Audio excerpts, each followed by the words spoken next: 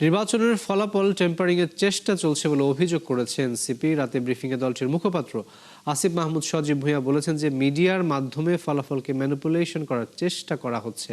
কুড়িগ্রাম 2 আসনে তাদের প্রার্থীকে বেসরকারিভাবে বিজয়ী ঘোষণার পরও একটি দল মব তৈরি করে ফলাফল পরিবর্তনের চেষ্টা করেছে। যারাই সরকার গঠন করুক এনসিপি তাদের সহায়তা করবে বলে জানিয়ে তিনি আরও বলেন, সুষ্ঠু নির্বাচনের মাধ্যমে যেই ক্ষমতায় আসুক এনসিপি তাকে রাষ্ট্র পরিচালনায় সহায়তা করবে।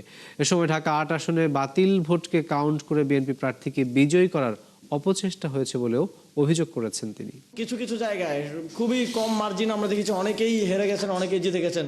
200, 300, 500 ভোট, 1000 ভোট, 2000 ভোট, সেখানে যদি এরকম 3000, 4000 ভোটের হিসাবে কেন্দ্রের হিসাবে একরকম, রিটার্নিং কর্মকর্তার হিসাবে একরকম, মিডিয়াতে অন্যরকম আমরা দেখতে পাই, এটা আমাদের মধ্যে একটা সুষ্ঠু নিরপেক্ষ নির্বাচন এবং ভোট গণনার ক্ষেত্রে একটা সন্দেহ তৈরি করে এবং এই সন্দেহ নিয়ে আমরা কখনোই সামনের দিকে এগোতে পারবো না। এই বিষয়ে সুস্পষ্ট ঘোষণা নির্বাচন কমিশনকে দিতে হবে, সুস্পষ্টভাবে প্রয়োজনীয় পুনর্যাচাই করে নির্বাচন কমিশনকে হস্তক্ষেপ করে সেটা পুনর্যাচাই করে সে বিষয়ে সিদ্ধান্ত দিতে হবে। কারণ ইতিপূর্বে আমরা রিটার্নিং কর্মকর্তাদের পক্ষপাতিত্ব দেখেছি।